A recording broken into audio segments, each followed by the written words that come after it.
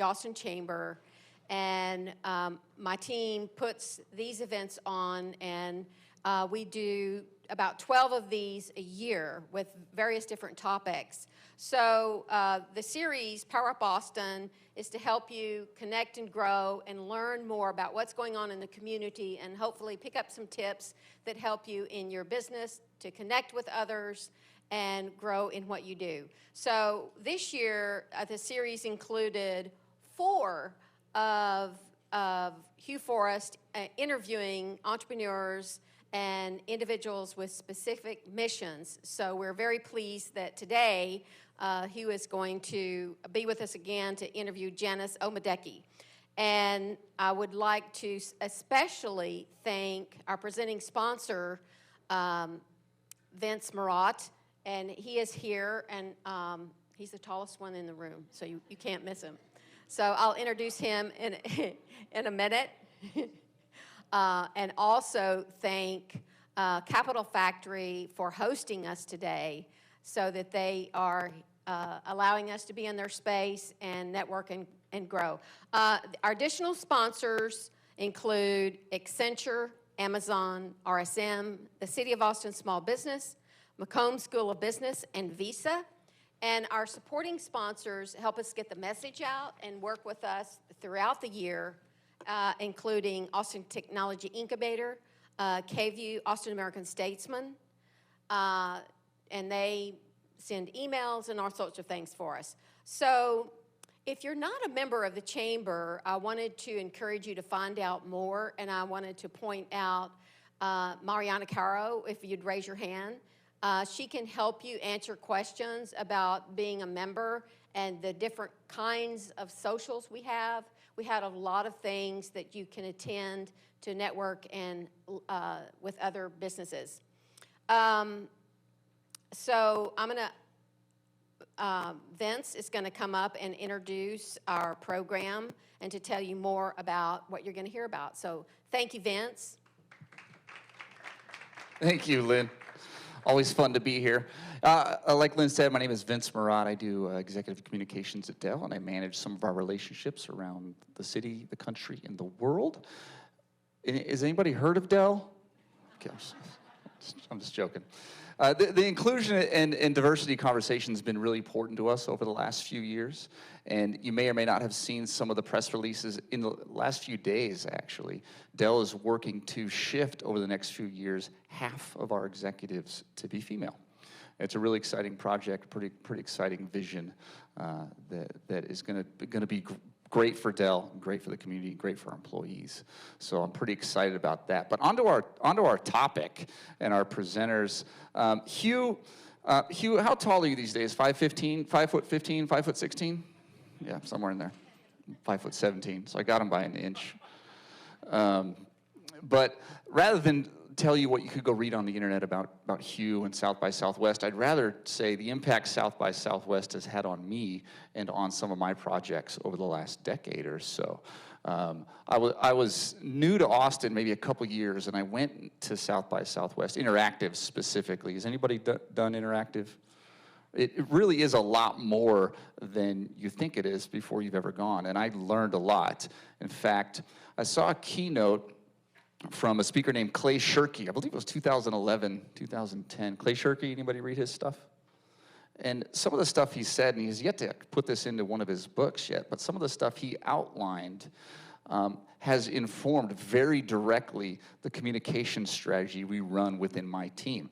So the $800 I spent on a pass to South by Southwest has done more for a $14 billion business that I help run communications for than my education and my 20 years experience prior. So that's my South by Southwest story.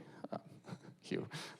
Hugh's going to be leading this conversation. He's going to be talking with Janice Omedeki. I think that's close. Omedeki.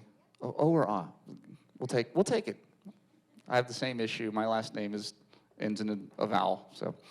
She's the CEO and founder of The Mentor Method, an enterprise platform helping companies keep and develop their diverse talent using the proven power of mentorship. Her company won the Capital Factory 100K Women in Tech Challenge, is a Mass Challenge Texas Gold winner, and has been featured in respected publications including Washington Business Journal, Entrepreneur Magazine.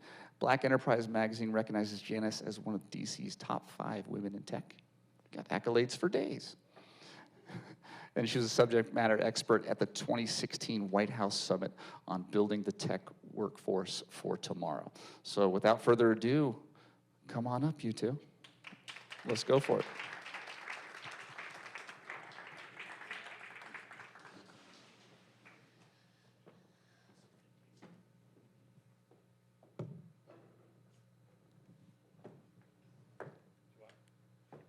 I'm flexible. I'll sit here if you want. Absolutely. So, welcome to our Tech Talk for this afternoon. Thanks to the Chamber for hosting us. Thanks to Capital Factory for providing a venue. Thanks for Dell for all their help. And thanks to Janice for lending us her expertise. Janice is one of my favorite people in Austin because she is not only expert in many things, she also has a energy that I am always excited to be around. But before we get to our conversation, and I'll say it's going to be a very interactive conversation, meaning that looking for you guys to participate extensively, I want to just review a few things about South by Southwest, a few slides here, and some of the slides somewhat apropos to our conversation for today. And there's my son, and all of a sudden we are no longer on our slides. But hey, that's barbecue a few years ago. Lockhart went for the sausage and iced tea. And he's a little bit older now. Upside, he's adorable. All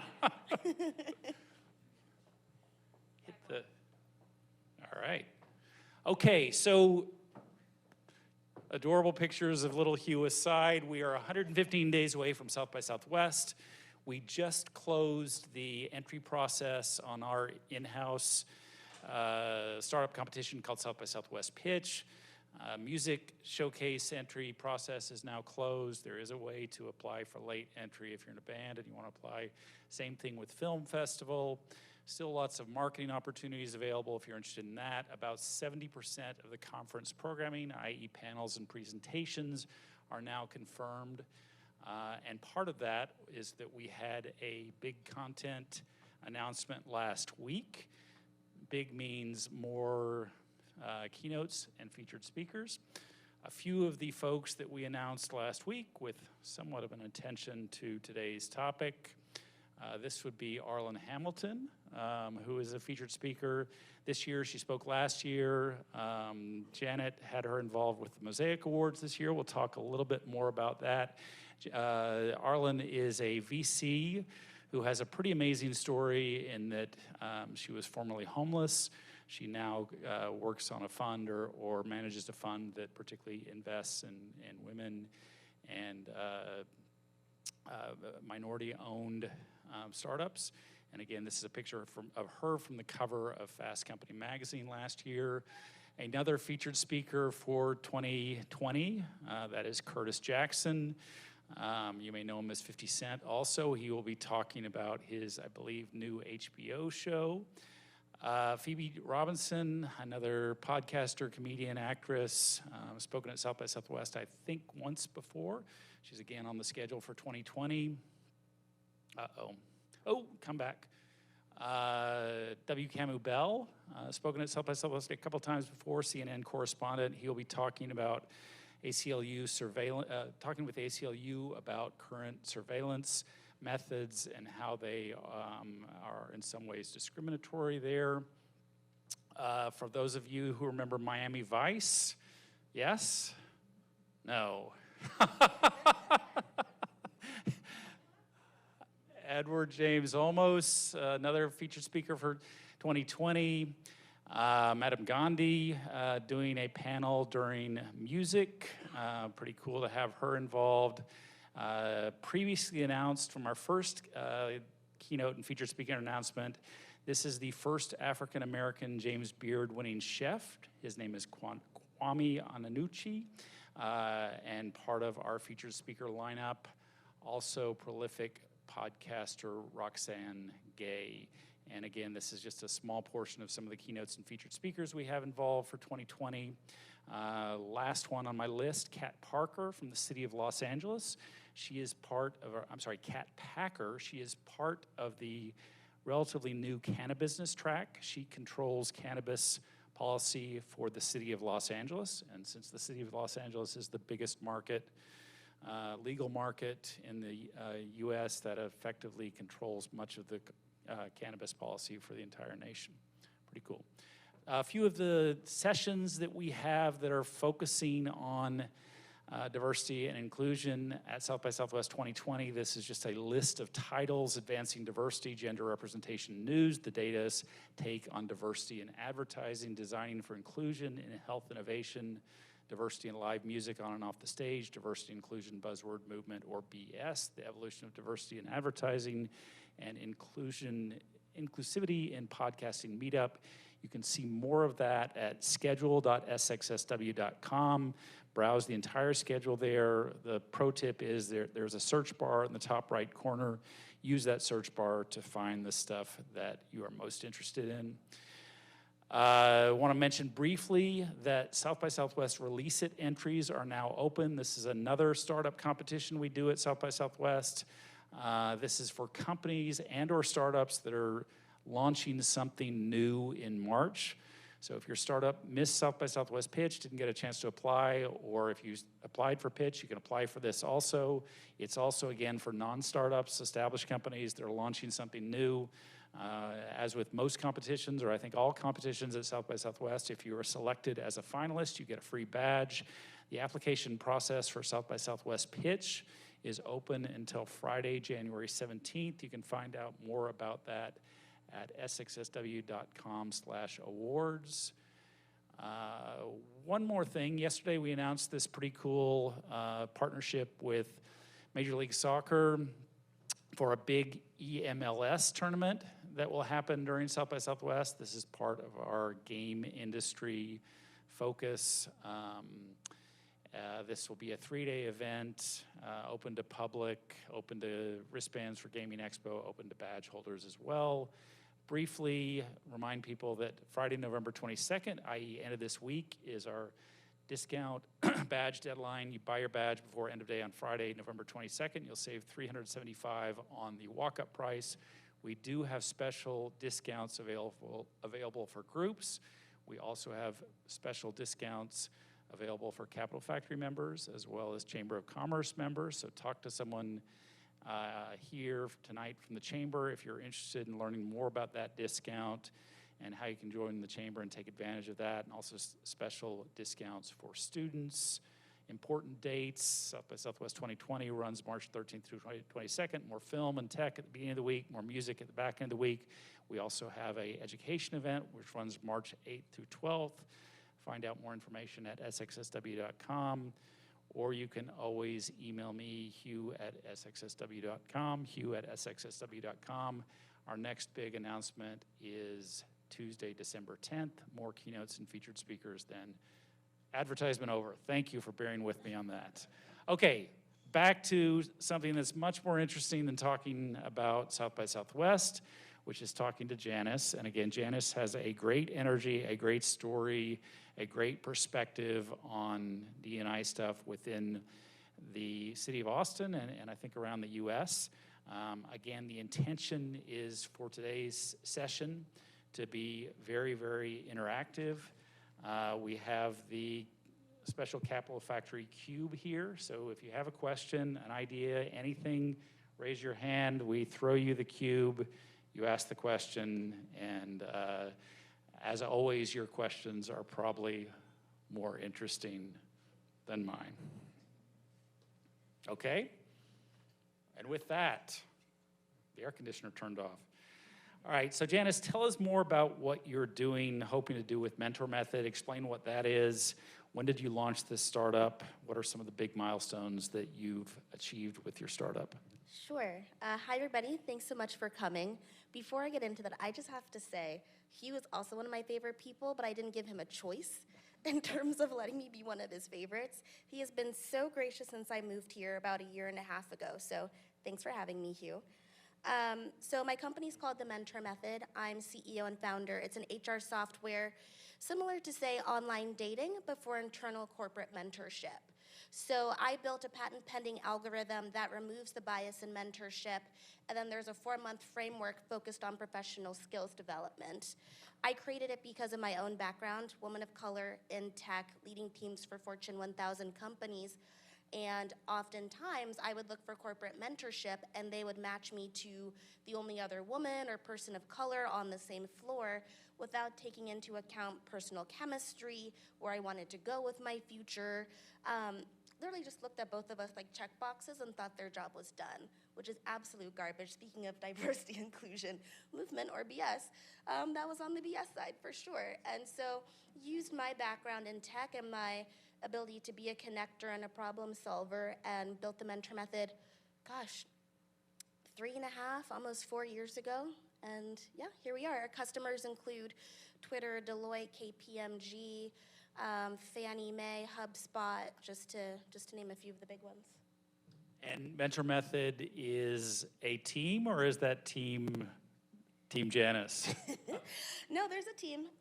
There is a team. So it's myself, my CTO, Michael, my head of sales and partnership, Keegan, and then we have an offshore development team that now supports our efforts since I'm in more of a sales and business development role.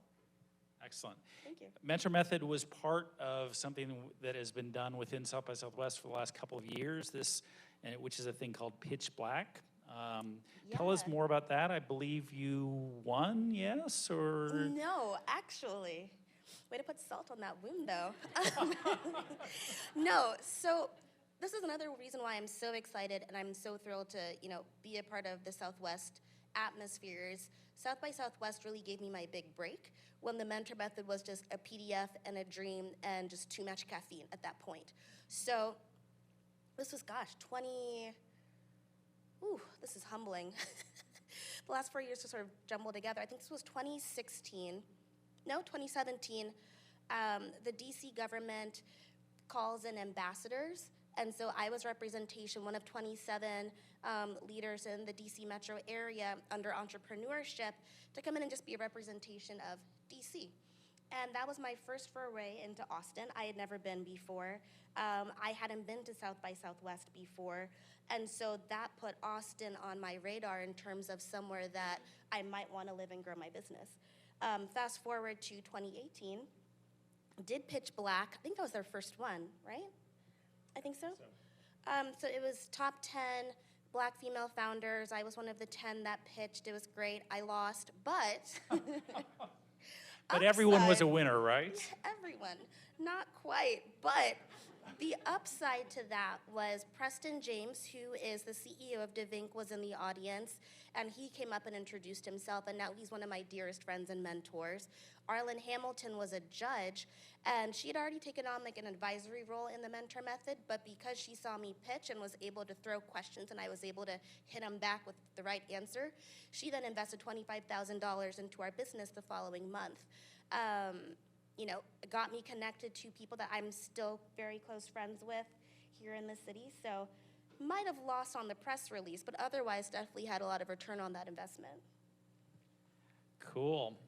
So was being involved with Pitch Black or coming to South by Southwest, that was your main impetus for moving to Austin? Tell us about, you grew up or most recently in Washington, D.C., and despite what it says on your LinkedIn page, you are an Austin resident now, is that correct? Called out. Hugh just hit me with Janice, define your relationship with the city. I have not followed Austin back. No, so basically, on that note, I'm from the DC metro area, born and raised, and just changing my LinkedIn location is the last piece. My bills come here, you guys, all right? My bills are here. Everything has been changed to Austin. It's just changing that LinkedIn piece, but I'm 100% all in. I am 100% all in. I will propose to Austin in like the next 6 months, just like give me a second.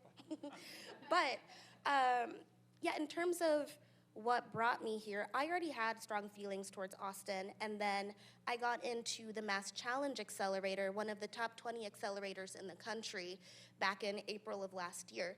And I was still working full-time as a manager at PwC, and I was already feeling the inkling to go.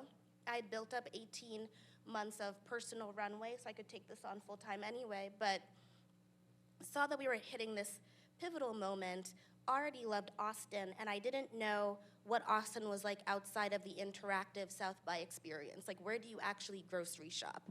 Recognizing that you don't just show up at Capital Factory and eat tacos and tequila for 5 days straight and then go back and run your business, right? So I saw Mass Challenge as a good opportunity to get to know the city and just ended up falling in love with it. And I will change my location, Hugh. Thank you for bringing that to everybody's attention when they follow me later. What, in terms of relocating to Austin or thinking about relocating, how does the city similar and different from your expectations? The lack of diversity is a shock to the system, for sure. And I took it for granted, because DC is such a crock pot of culture. I didn't know that was a gift until I love Austin, but when I moved here, it was very different. So my first weekend was the weekend of Easter, and I didn't know anybody, but a friend helped me move, so she and I went to brunch, and we were the only 2 people of color in the entire hotel restaurant, and it was, I have never seen this. I was like, is this the upside down? Like, I don't understand how this can happen. So I just never experienced that. So there's definitely, that was surprising. And every time I go home, there's a difference in terms of my energy, I feel. When I go home, I feel a bit more relaxed. I'm like, okay, this is great. And then when I come here, I feel very purpose-driven to make sure that I can bring as much of that DC energy and people from DC and that cultural crockpot to Austin, because I think that this is the next place that this sort of cultural renaissance can take place. I'm still looking for someone to throw the microphone to for the first question, but they're not brave enough yet. So tell us more, for people who haven't been part of that DC crockpot, as you say. Tell us more how that energy, that vibe, that personality manifests itself, and how that is different than a city like Austin. Well, I think so. There are 2 different perspectives, right? There's me being a woman of color coming to Austin, where there are maybe 30 of us, right? And then there's the experience of, she's like, yeah, 28 left. But then there's the experience of being a founder who just so happens to be a woman and a person of color, right? I never want to be just a Black female founder. I feel like there's multi-dimensions to the overachiever that I am. So I want to make sure that comes to the forefront. But in terms of entrepreneurship and the diversity of that between Austin and DC, I actually do think Austin's more diverse in the types of companies that are able to get funding here compared to DC. DC is very fintech, govtech, education-based, defense-based. And here, Austin is right in the middle between San Francisco and the East Coast. So you kind of get a little bit of everything, and sort of an open mind, especially since Austin wants to be more diverse and inclusive. Definitely open to a diversity retention HR software. Since you've been here and explored the city more, have you found more pockets of racial diversity? I have. Yeah, definitely. Not intentionally. I think it's almost exclusionary to just say I only want to hang out with people of color, or the friends that I have are very diverse. It's a very, you're a part of it, a very diverse group of people that are very supportive and collaborative. And that's something that I also truly love about Austin, is just that collaborative nature is something that DC kind of has, but you have to jump through 17 meetings, kiss the right rings, know the right intern, and then come back around type of a thing. Whereas here, the people, you, right? You're at the upper tip of the iceberg of South by Southwest, but you're so gracious and take time to coach me and meet with me, and in DC, that's not necessarily the case. Janice is over exaggerating whatever small part I have You done in know her I career. hate everybody. I would never do that. But you have taken this mission of diversity to heart and have helped, are one of a group of people who have helped establish something called the Mosaic Awards in Austin. For people who are not familiar with the Mosaic Awards, talk about what that is, what the inspiration was, how that has progressed in a few short years. Sure. So Mosaic Awards is my second child, as I like to call it. It's really a labor of love. We do not make any money off of it. We're turning it into a nonprofit here shortly. It's an award ceremony that honors companies with true and diverse business practices. Especially in this space, you see a lot of people who might say they're committed to diversity and inclusion, but when it comes time to actually put that in practice beyond just hiring a chief diversity officer or putting together an employee resource group with no executive sponsor and thinking that like coffee and sandwiches are enough for this group of people, there are actual companies that are doing the work. And I think oftentimes, especially in this cancel culture, we're so quick to highlight the companies that are failing, but nobody learns from that really. It's just more shame, and then people want to go deeper into their like closets to make sure that they're not put on the spotlight. So Mosaic Awards counteracts that by highlighting companies that really show up for diversity and inclusion. The Austin community is the one that nominates them. They have to have real cases and information behind why they're being nominated. And it's just to celebrate those companies. And through that, our mission is to show that not every company is failing at it, and when the companies come up and accept their award, they're supposed to share a best practice as well. So it's teaching while also celebrating, and yeah, it's great. I'm amazed at how Austin has adopted this. Like, this was just an idea. As an entrepreneur, I'm always having a bunch of ideas, and some of them work, some of them I just leave in a notebook, but it's really humbling to see that last year was our first year. I was here for maybe 5 months at the time, and we had 150 people at a WeWork. It was truly a labor of love. I've never been so tired putting on an event in my life, but it went so well that this year, Google was our title sponsor. We had tens of thousands of dollars in funding, including sponsorship from South by Southwest. Thank you, Hugh, again. 300 people standing room only at Google. Like, that was fantastic. And yeah, that's Mosaic. And your keynote speaker this year was? Yes, keynote speaker was one of my advisors and personal favorites, Arlen Hamilton. She did us a solid and came out, and she does not do solids very often. So that was a huge gift, and she just loves what we're doing as well. So it was great, So tell us exciting. more about you said that when companies receive an honor, they have to talk about their best practices. What are some of the things you've learned? What are the things that they shared? What have you learned in that process?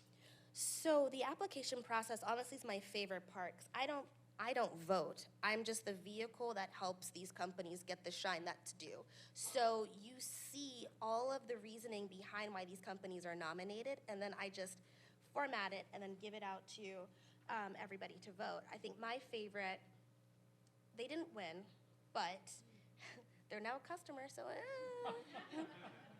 we both won in that case. But they have not just one executive sponsor, but they have one executive sponsor per region.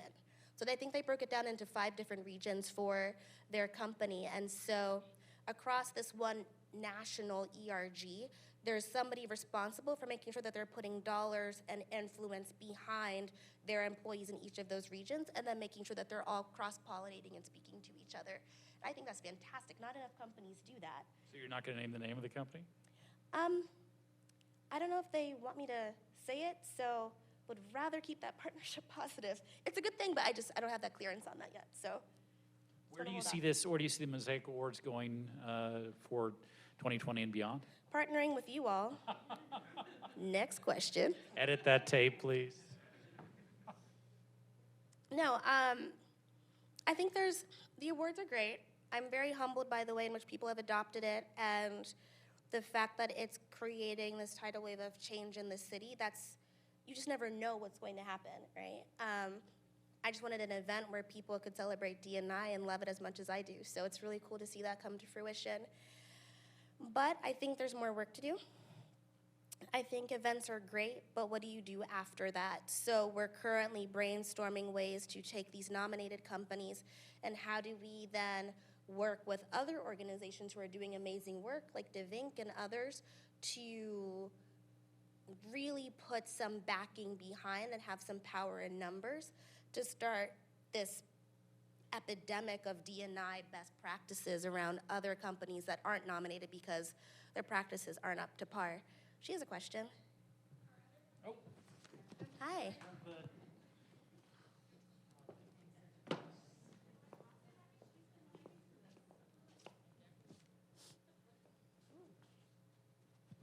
I really want one of these for our all-employee meeting, so I was trying to find a reason to touch it.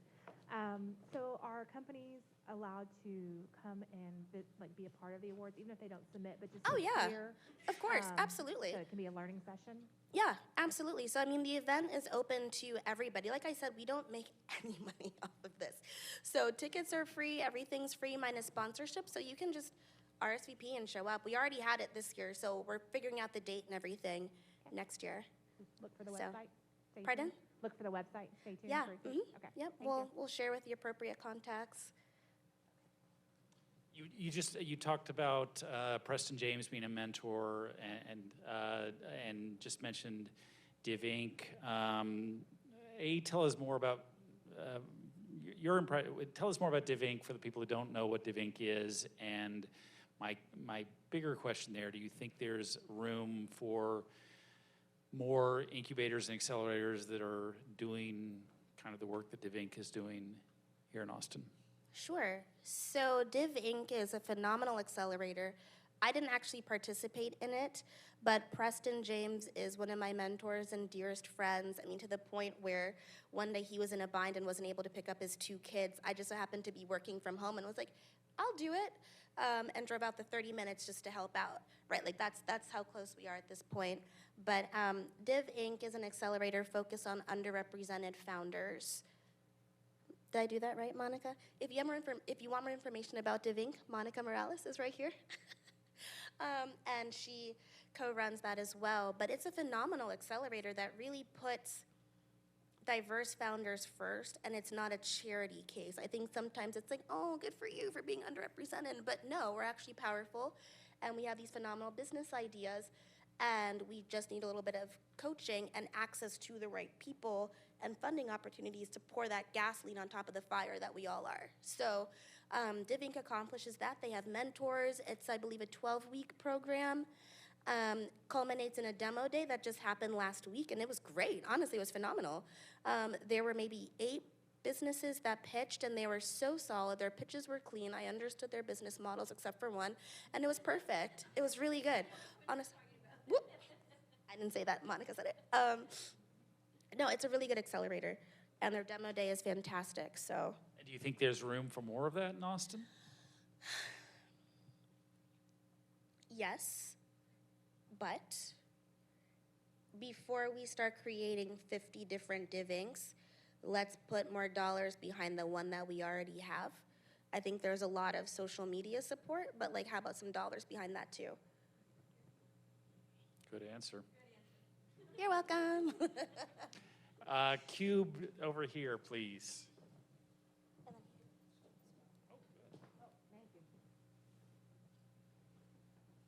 Hi, so I'm Corina. I represent the Career Education Program for the Boy Scouts of America. Hi. Definitely an organization that is coming up in the ranks and trying to exemplify more diversity and inclusion. But my question is more about how do we better engage companies that are doing well in exemplifying diversity and inclusion and get them to engage youth?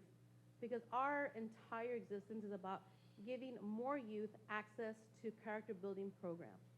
My program in particular, Exploring, talks about career and character education. Now, if we're really going to prepare youth to be successful in tech and just in the workforce, how do we engage companies that are successful to get them to mentor and coach kids that are still in middle school and high school so they grow up with that mentality, so we're not retroactively trying to fix things that haven't been done well culturally in companies, but bringing up a new generation that's doing it better? Great question. I fully support that and believe in that. Okay. I think I'm going to stop what I was going to say, actually. So I think in terms of, thank you for doing amazing work, but in terms of the branding, in terms of where you work, that might be part of the problem. But overall, outside of Boy Scouts and their poor diversity and inclusion practices from leadership down, I think it really just trickles down, right? So I would say make it as easy as possible for those corporations to buy in. Maybe it's not, a 1-year mentorship program. Maybe it's for months, and then they like it and they sign on for another 8, right? Maybe have a very specific focus. Oftentimes what we found, 61% of mentors drop off because they find that process intimidating. And the reason they find it intimidating is because they don't know what they're supposed to do. You just say, be my mentor, and they're like, okay, but what do you want? Right? And especially with children, they don't really know what they need at that point. It's not like some overzealous 32-year-old that's like, Hugh, give me the world, right? They have no idea what they want out of their future. It's really up to that mentor. So there might be that intimidation factor playing into it, so make it very specific. Maybe it's learning to read or, literacy, something that's just very clear. That way they know that there's a very, it's not likely for them to fail, and that usually helps remedy that. And then also, so what ages are you looking at? Because you said children, but to me, I'm like, if you're 25 or younger, you're a child. Believe me, to me too, 25 years are children. No offense. Yeah, no offense, I sorry, not depend a lot on inclusive. my 25-year-old coworker too, right? So Sorry, there's not a lot for me. inclusive. I apologize. No, Bias. I love the young people. Yeah. No, but what I'm saying is, so our program specifically, like mine specifically serves middle school age and then high school age. But my very intelligent and lovely coworker behind me, she does elementary school, specifically in STEM disciplines. Great. So they funnel up to my program. But something that Texas workforce, higher education, schools aren't talking about is that culture importance of diversity and inclusion. We can teach them to do things all day long. We can teach to show up on time, how to ask for help. But what I'm not seeing, what I'm interested in being a minority woman myself, is how do we teach a new generation to grow up with the mindset of thinking about diversity and inclusion, and how do we engage those companies that are doing it well to then go and mentor, educate those kids. It's K through 12, basically. Yeah. It's a big job. I'm going to tell you a little story about little baby Janice at 11. So my dad is a big tech nerd. I remember getting like computer magazines mailed to the house, and I was like, who reads this garbage? That was my dad. I was 11 years old, obsessed with the Backstreet Boys. My dad saw something about me. I don't know what it is. I still don't know. But he saw something about me instead of my other 2 siblings, where he was like, this one might be able to code. So he didn't sit down and come to me and say, I'm going to teach you about computers, coding, here's a style sheet, HTML, go. Instead, he said, I see that you really like the Backstreet Boys. You know those web pages that you're holding up the phone line because it's still the time of AOL? You can actually make your own. And if you make a page, like my dad actually gave me an HTML for Dummies book and put in tabs for like buttons, colors, if you click on this, then like you can play music, everything that he wanted. He literally gave me a spec sheet without telling me it was a spec sheet, right? And he was like, if you make a page for every reason why you think you should go to a Backstreet Boys concert, I'll consider buying you tickets. Little Janice did not remember that we were poor and there was no way I was going to go. All I was thinking about was, this is my shot to meet Brian Luttrell, and we're going to get married next year, so like, let's go, right?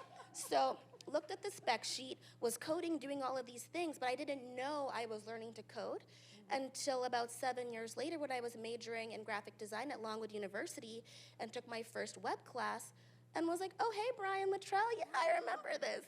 So I think that story correlates to how you teach children about diversity and inclusion, because diversity and inclusion overall, especially when you're a child, is not fun, right? I think it's just a characteristic that you hope that children take on. But if you force them to sit down and take a thesis class in it, I would shoot my brains out, if I had to do that. So you just have to make it fun and teach them through doing and make a sort of a roundabout thing that they just get that muscle memory for later. Yeah, does that answer the question? It does, thank you. Sure. Appreciate it. Good answer. And another question over. Roger. All right, that's a long throw for the Where's it going? cube. The gentleman right here in the khaki polo. Close.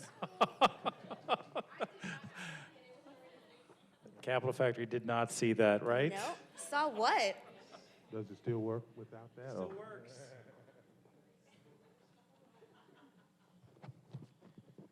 I'm retiring from 3M after 35 years. We need some 3M tape on this, I guess. But to your point, my name is Roger Davis. I'm with the Greater Austin Black Chamber.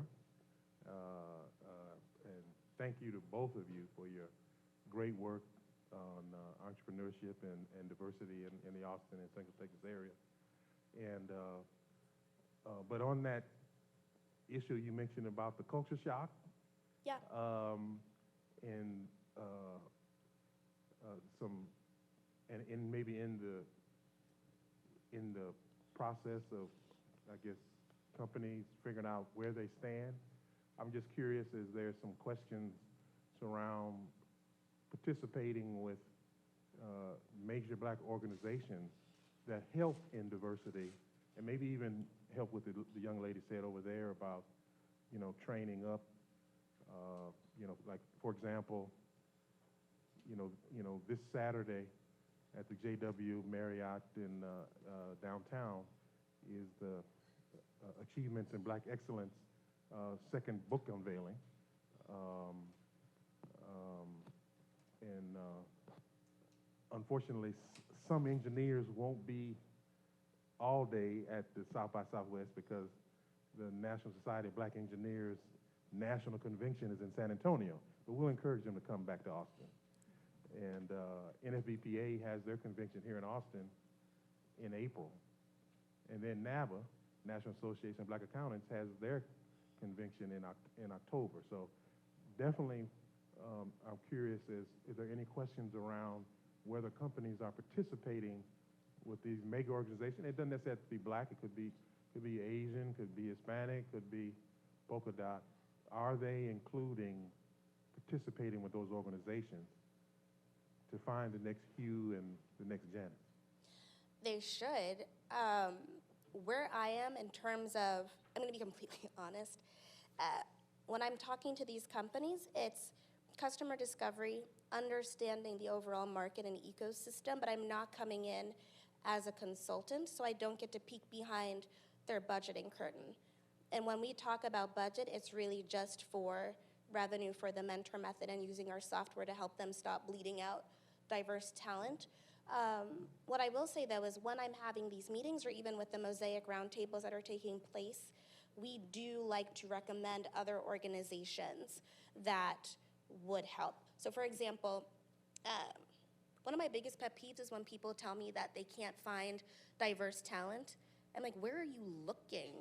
We're everywhere, and especially in Austin. This very upset about this. So, somebody. Sharon Brogdon from Retail Me Not, she runs all of their diversity and inclusion efforts. She showed me this chart specifically about Austin, where the amount of tech opportunities is increasing rapidly over the next 5 years, but the amount of access for diverse talent to get to those opportunities is just barely climbing. So it shows, if the statistics are true and this chart is accurate, that as time goes on, that gap to opportunity is just going to get greater and greater and greater, and so why would we stay here, But to your point, I do recommend organizations that can help them with those problems, if they decide to put money behind it and not just say things. What you thinking, Hugh? What am I thinking? You are much more the expert on this topic than I am. I think that South by Southwest has done some positive things in the space. We still have a long way to go.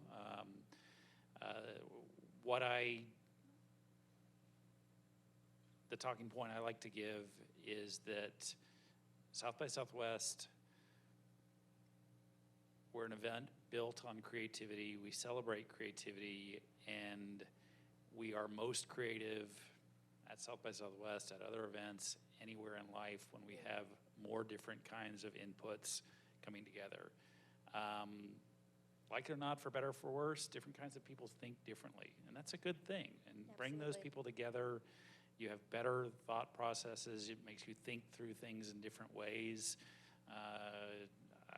You may agree or disagree with the other person's point of view, but again, hearing that point of view ultimately creates better outcomes. Yep. And I think that,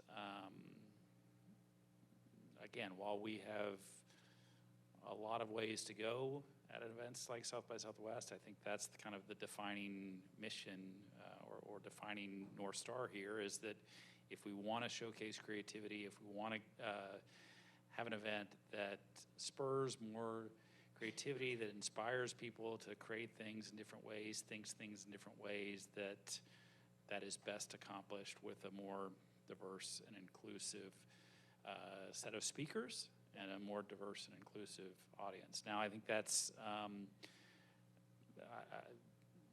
period exclamation point. The challenge is with South by Southwest, and I think with Austin, is that we have one of the downsides of our boomtown at present is that costs have increased. It's harder to for some communities to continue living in the city, and I think one of the, we're all very proud native Austinites or adopted Austinites of our growth in Austin, that we're one of the, in the top 5 year after year and the fastest growing city in the U.S. One thing that we should be less proud of is the city is also in the top 10 in terms of black flight, which means black people leaving the city, and that is traditional and part of the gentrification process. Yeah. I guess back at you, I'm interested in your perspectives on, just the kind of the most basic question here. Why is diversity and inclusion in your mind important? What is this lead? What better outcomes does this lead to if we improve as a city, as an organization, as various startups in this space? Okay. It's a great question. It was not on the sheet. No, you edited a little bit, Hugh, but it's fine. We'll roll with it.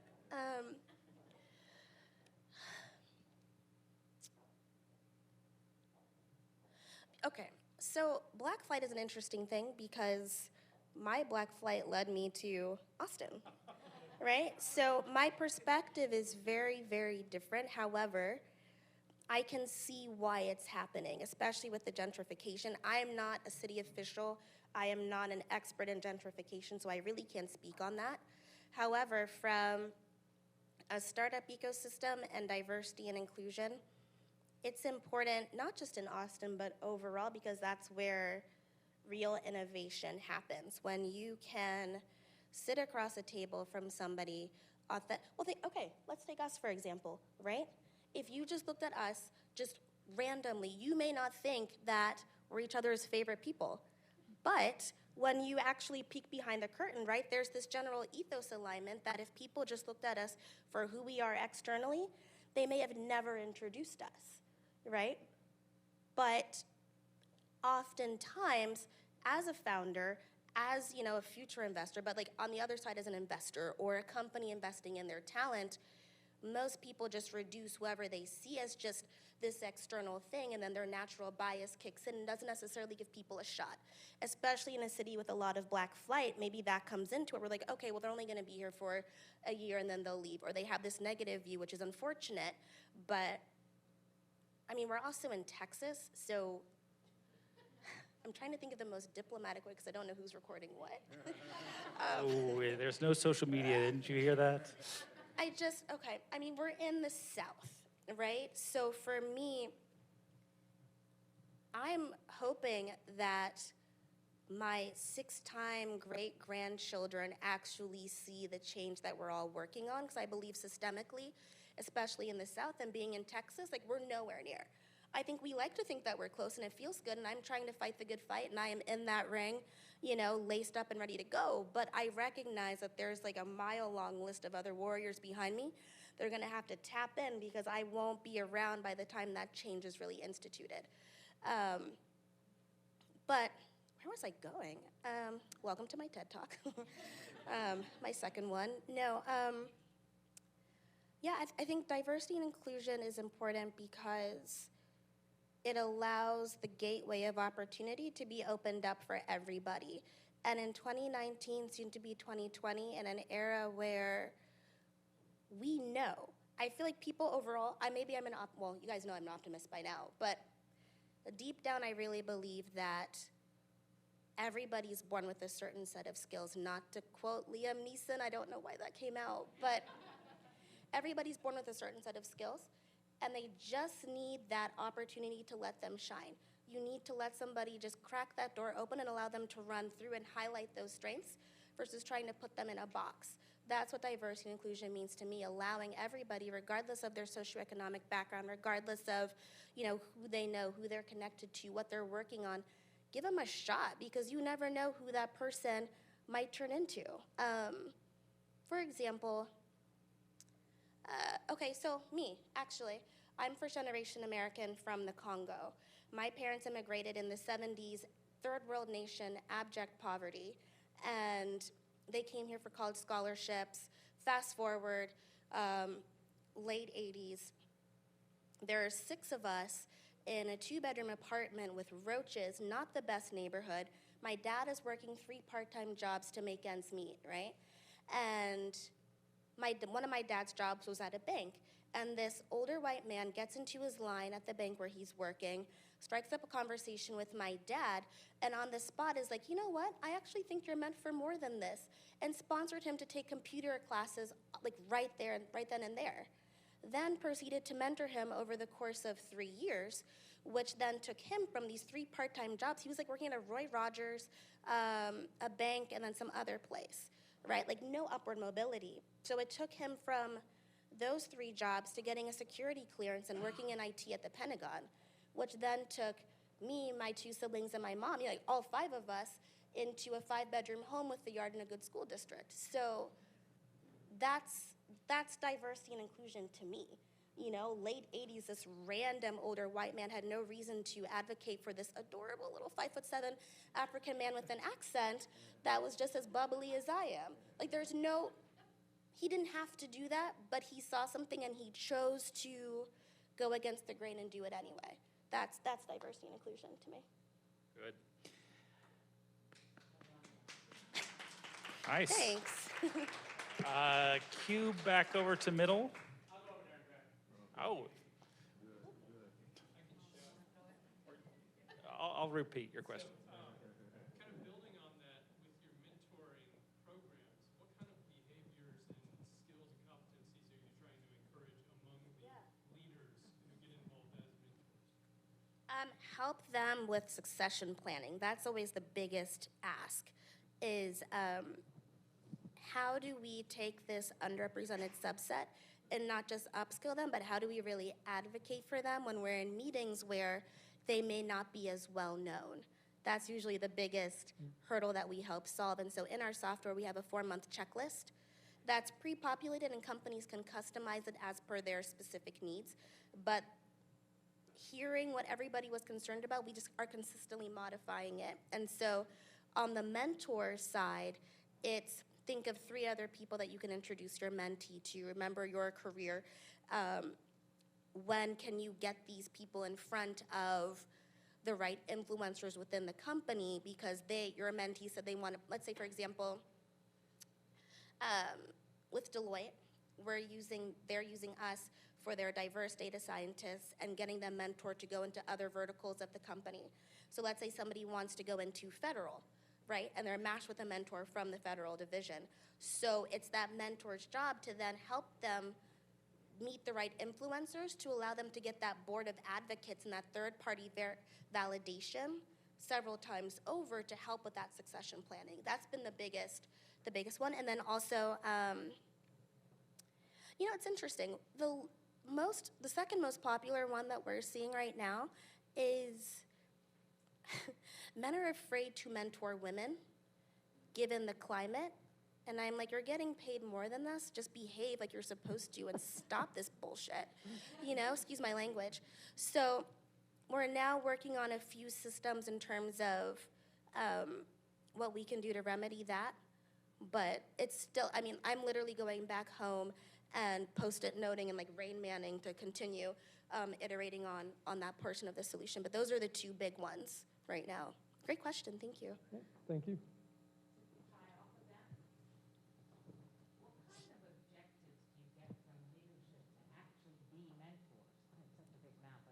What do you mean?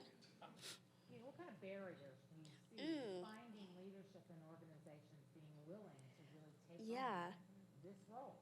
Because that is a big, you're talking about succession planning. Those are the people going to take your job. That's a really good point. So, that's a really good point because I fell prey to that myself earlier in my career, so triggered. But I would say the objections we hear, we don't hear much of that actually, because most of the time companies have systems in place.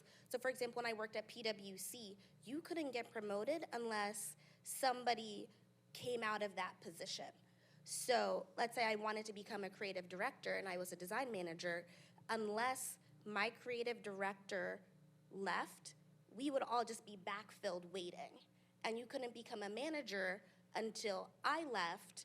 So there was that system in place already, but I had a short list of people when I left due to succession planning on my own that I immediately recommended for the role and I knew would do a good job, and just so happened to be women and people of color, not intentionally, just because.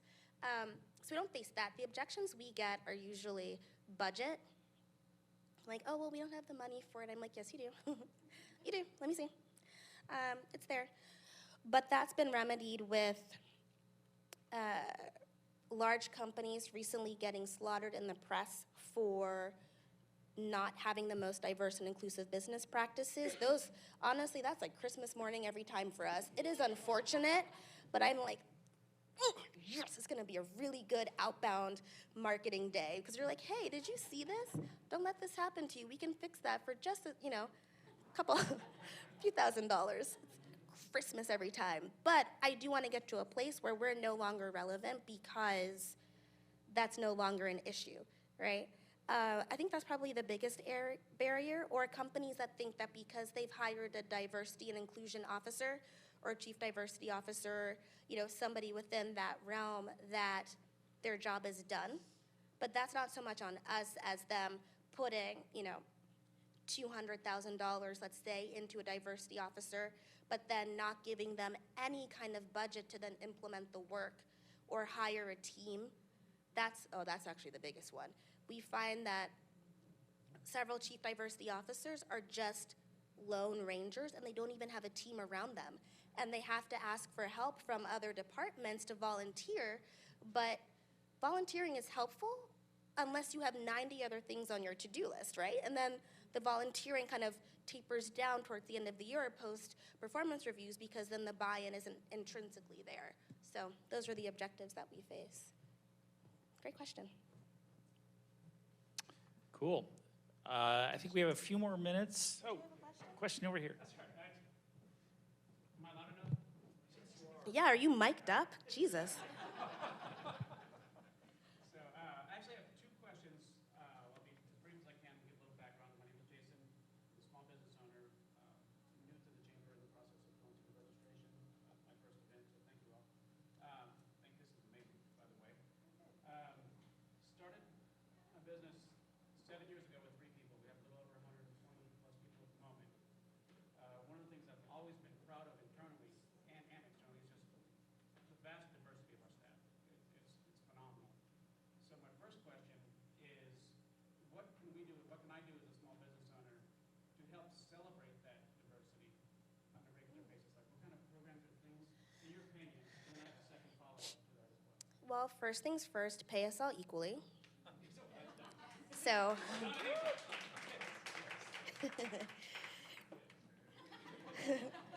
make sure that part's done, because then, you don't have to spend extra money on overhead for like donuts and stale coffee because you want to apologize in a way that doesn't actually help any of us, right? So I would do that. If you're not ready, not to put you on blast, I don't know your budget, but that part. And then in terms of programs and things, with 120 people, you could put together maybe like a diverse talent committee or something. It might be too small. I don't know the makeup of your team, but it might be too small to say have segments of that, right? Because then you don't want just like 5 people. That does the opposite effect. So I would maybe do that, or like a women's group or something. Maybe even try hosting mini town halls to hear, like do like customer discovery. You understand that, like customer discovery. So figure out what your employees are missing from a D&I perspective and really ask them and say, you're not gonna get fired, this will not be in your performance reviews, I just wanna learn, and figure out what they want instead of telling them what they want. What was your other question? So the second one is, I had a bit of an underprivileged youth. Everybody's story is different, and we're not prepared at all by any means. I understand that. What can, again, we do as a company, what can I do to, I believe in providing opportunity to everyone. So more of this is a little bit of my, I've only been in Austin about 3 years and just got to the point where I'm doing these types of things. You go from running your business to finally getting the thing to do what you really want to do. And I want to create opportunity for individuals across the board. What can we do to do a better job of letting groups and institutions know that we are there, and we want to be involved in this, and we want to create opportunity for people? Well, what kind of groups are you trying to get involved with? Because there's so many, right? There's like the youth angle, homelessness. There's so many different angles that you could take. And have you thought that part through? Because like there are accelerators, like there are so many ways that you could do it. Underprivileged youth, okay. At least have to have a driver's license for the nature of the business. What's your business? We're in aviation. Cool, okay. All right. No, it's okay. I like problem solving. Thank you for asking. I agree. So there are a couple things you can do. I mean, the Boy Scouts are looking for somebody apparently, so. Oh, wow, that's great. Actually, So, the chamber has quite a few things. look at this. Look at that. I know. I'm just gonna put my mic down and let you all continue networking. This is perfect. No, I mean, I think, okay, for you where you are, I don't need to know your revenue, but I think you're 7 years, congratulations, by the way. I am at 4 and I'm like, so congratulations. But I think you have to pick a side, right? Because you can either put dollars behind it and sponsor and get your logo on something, or you can do the work, right? So then, okay, then your best asset is time, right? So maybe it's volunteering and wearing your company t-shirt or something and starting to build that relationship and scaling from there, right? Bringing a couple of employees. It doesn't need to be, I say this as a classic middle child, which is very hypocritical, but it doesn't need to be all about you, right? So perhaps you wear your company t-shirt and you bring in, your employees and everything, and you're putting in the time, and maybe it doesn't necessarily impact company revenue or something, but that's clearly important to you. So there's power in numbers. I think that would be your best approach, and then as you continue growing, if you feel like sponsoring the right causes is good, then do that. Making sure that you're working with the right companies with an aviation arm with proper branding that actually support diversity and inclusion from their leadership down versus just the department that's here. There are things that you can do. So that's my advice. No offense. Time, treasure, talent. Okay, last question, and I hope this flows into the kind of one of the undercurrent themes of having a mentor, having people to look up to. As an entrepreneur, who are your role models? This always feels like the Oscars, and I'm going to forget someone every time. I feel extremely grateful when I think about the people who have helped me, because I don't think any of us are entitled to anyone else's time or intellectual property, right? So maybe not everybody's been a mentor, but like the 1 hour coffee that I've had has been influential or something else, right? So, I mean, not to Hugh, you know this. Happy 1 year, by the way. Been stalking you for over a year now. It's been great. No, I mean, people like Hugh have been absolutely amazing. Jan Ryan, Preston James has been absolutely phenomenal. Sean Morrison.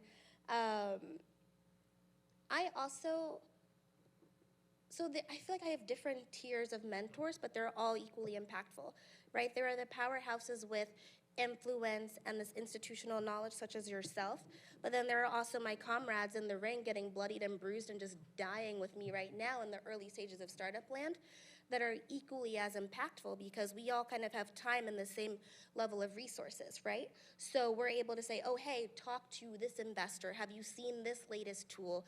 They'll give you a month free of marketing services if you're a startup, so check them out. You know, those little tips and tricks that help us all on the come up together have been extremely impactful. So I say the friends that I'm constantly spending time with, hey y'all, are very, very helpful too.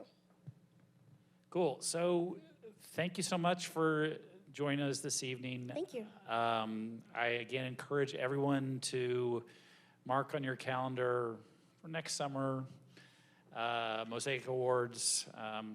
Janice says they don't have a date yet, but it will be next summer. A very inspirational event. And again, we do a lot of things really, really well in Austin. I think this is an important discussion to have because it's something that we still need to improve on a lot in terms of the diversity and inclusion piece. And I think with leaders like Janice helping to lead the way, I think we can make a lot of progress here. So again, thanks for coming out. Thank And you. we will see you next time.